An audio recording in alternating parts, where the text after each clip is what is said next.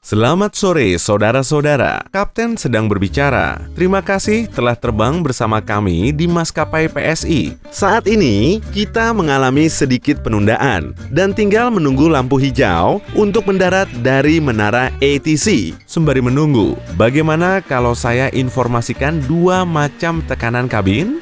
Oke, Anda semua masih menatap ponsel ya? Bagaimana dengan pertanyaan ini? Anda ingin bisa bernapas selama penerbangan? Nah, akhirnya Anda memperhatikan juga. Ya, Anda dapat bernapas di pesawat yang sedang mengudara semata karena kami, kru pesawat, menjaga tekanannya. Tapi, sebenarnya, apa maksud dari memberi tekanan pada kabin? Jika terbang dengan pesawat jet, Anda berada di ketinggian 10.000 meter dari tanah. Pada elevasi yang lebih tinggi dari Gunung Everest, udara sulit dihirup. Mengapa? Karena lebih tipis. Molekul-molekulnya menyebar lebih renggang, termasuk molekul gas seperti oksigen. Betul, itulah zat yang kita perlukan untuk bernapas. Bayangkan paru-paru Anda seperti balon di atas permukaan laut yang udaranya pas dan rapat. Anda bisa menghirup banyak udara dan mengisi balon itu sambil menaikkan ketinggian. Pada elevasi tinggi, balon tidak akan mengembang meski udara terus dimasukkan. Nah, pertanyaan Anda selanjutnya pasti, mengapa pesawat tidak terbang lebih rendah saja? Ya, pesawat kecil dan helikopter tidak terbang setinggi itu. Jadi, tidak perlu tekanan udara. Tapi keduanya juga tidak terbang secepat dan sejauh pesawat besar. Pesawat besar yang melintasi samudera dan menghemat waktu perjalanan akan terbang tinggi. Lebih tinggi dari ketinggian minimal 3.000 meter, bahkan lebih tinggi lagi. Maka, kabin harus diberi tekanan. Dengan begitu, pesawat lebih hemat bahan bakar karena resistansi udaranya kecil. Selain itu, di atas sana, turbulensi dan cuaca buruk tidak begitu banyak, jadi lebih aman. Bagaimana persisnya kami memberi tekanan udara pada kabin? Seperti memompa ban, udara dimasukkan ke dalam kabin selama penerbangan, tapi tidak berasal dari luar pesawat. Begitulah kami biasa melakukannya. Udara berasal dari mesin. Tenang, asalnya bukan dari asap pembuangan, tapi udara bersih yang dialirkan dari bagian mesin sebelum menyentuh pembuangan. Karena kabin tertutup, tekanan udara di dalam naik. Keseimbangan sangat berperan penting di sini. Udara yang dipompa tidak boleh berlebihan. Nanti jendela pesawat bisa meledak. Tapi, kalau udaranya terlalu sedikit, semua penumpang dan kru di atas pesawat akan pingsan. Dan satu lagi, tekanan yang kami pompakan tidak sama dengan tekanan di atas permukaan air laut. Selisih tekanan yang terlalu banyak antara bagian dalam dan luar pesawat juga bisa meledakkan badan pesawat. Tekanan dalam kabin pada ketinggian 10.000 meter sama seperti yang kita rasakan pada ketinggian 2.000 meter. Bagaimana udaranya bisa dihirup?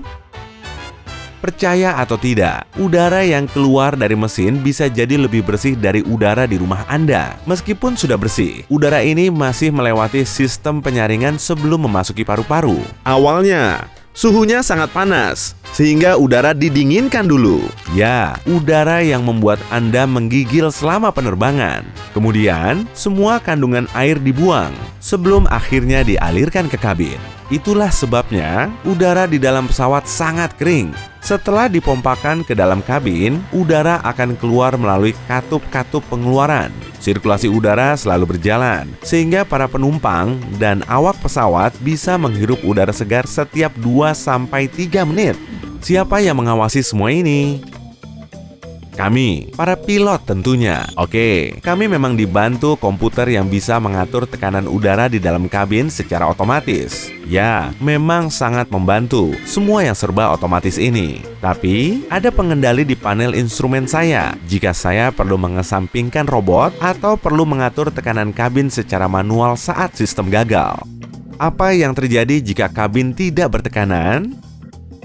Seperti yang telah saya sebutkan, kita akan kesulitan bernapas. Anda mencoba menghirup udara, tapi oksigennya tidak mencukupi.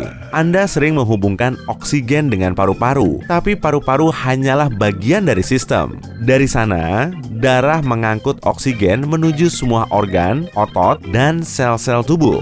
Dan yang terpenting, otak membutuhkannya agar kita tetap sadar. Kalau tubuh kekurangan oksigen, kita akan mengalami hipoksia. Kondisi ini tidak seperti saat kita tiba-tiba pingsan, tapi ada tanda-tanda peringatannya. Apa saja tanda-tanda hipoksia? Ya, memang tidak menyenangkan. Anda akan merasa mual, pusing, napas pendek, berkeringat, dan linglung. Tanda lainnya yaitu terus-menerus menguap. Saya sarankan mencari tanda-tanda lain juga. Mungkin saja menguap ini cuma karena bosan dan lelah. Kabin dibuat sedingin itu, juga untuk mencegah penumpang pingsan. Jadi, lain kali kalau Anda mendengar kami menekankan peringatan tentang suhu udara, cobalah mengerti. Kami sangat peduli dengan Anda. Oke, Anda yang menekan tombol pemanggil kru pesawat, bisa dimatikan saja sampai saya menyelesaikan penjelasan ini? Nanti, Anda akan dapat pretzel dan cola diet tambahan. Terima kasih. Oke, bagaimana jika tekanan udara di dalam kabin terlalu rendah?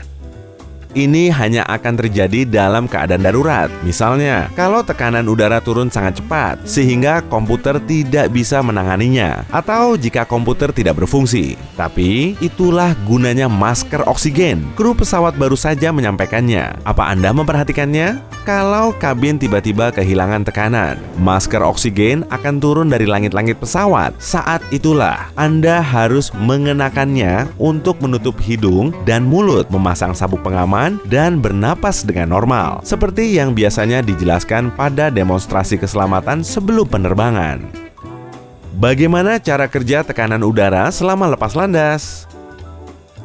Sebelum saya menerbangkan pesawat ini, katup pengeluaran akan terbuka. Begitu semua penumpang sudah naik, saya akan mengatur ketinggian jelajah dengan pengatur tekanan udara. Saat pesawat terbang meninggi selama lepas landas, katup pengeluaran itu otomatis tertutup dan kabin mulai terisi udara. Jadi ini alasannya telinga Anda bisa meletup-letup karena perbedaan tekanan. Mengemut permen atau permen karet bisa membantu. Coba bayangkan cara mengatur kecepatan mobil. Anda tidak akan merasakan mobil bergerak lebih kencang karena akselerasinya lamban dan tetap. Begitu juga dengan pesawat, perlu waktu sekitar 20 menit untuk mencapai ketinggian 10.000 meter sehingga pertambahan tekanan udaranya tetap.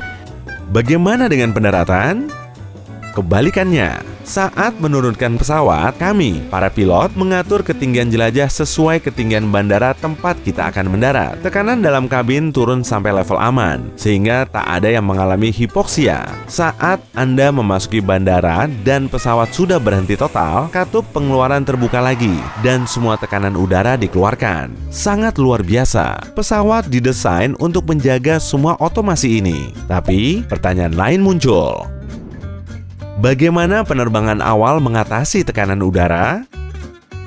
Amat disayangkan, para pilot dan penumpang saat itu mengalami hipoksia. Mereka kesulitan mencari solusinya. Muncul berbagai metode aneh, seperti memakai masker dengan tabung pernapasan dari karet yang masuk ke tangki oksigen. Jelas saja, tak ada yang menyukai hal ini. Lalu, riset tentang tekanan udara mulai dilakukan. Sistem tekanan udara pertama kali dihadirkan pada awal 1930-an. Jendela-jendela dibuat lebih kecil dan diperkuat. Kabin disegel seperti kontainer. Sistem ini perlu perbaikan, tapi lambat laun berhasil. Jadi, hal besar apa yang akan muncul dalam teknologi penerbangan? Saat ini sudah ada mobil dan kereta listrik. Tak lama lagi akan ada pesawat listrik. Wah, pasti seru. Akan ada sejumlah kelebihan besarnya. Penerbangan hipersonik yang akan membuat Anda tiba di tempat liburan lebih cepat lagi. Para ilmuwan juga sedang menggarap bahan bakar bio, sehingga pesawat lebih ramah lingkungan dan gas-gas rumah kaca yang dilepaskan akan lebih sedikit. Dan coba tebak, taksi terbang akan ada dalam waktu dekat dan tidak membutuhkan pilot. Apa saya akan kehilangan pekerjaan? Oh ya, saya hampir lupa. Masih ingat dengan dua macam tekanan kabin yang saya sebutkan? Tekanan yang kedua adalah tekanan yang dirasakan oleh para pilot di dalam kokpit agar Anda semua yang budiman keluar dari kabin. Sehingga kami bisa mengangkut lebih banyak penumpang yang membayar lalu terbang lagi. Oh, sepertinya sudah waktunya menyentuh landasan pacu. Ya, ini perlu dilakukan dengan hati-hati karena mendaratkan tabung bertekanan yang terbang dengan kecepatan di atas 161 km per jam ini tidak seperti mendaratkan bulu. Selamat datang di destinasi Anda dan terima kasih sudah terbang bersama kami hari ini di pesawat PSI. Hey, jika kamu belajar hal baru hari ini, klik tombol suka di video ini, lalu bagikan pada teman-temanmu. Inilah beberapa video menarik lainnya yang bisa kamu tonton. Klik saja video di salah satu sisi layar, dan ingat, tetaplah di sisi terang kehidupan.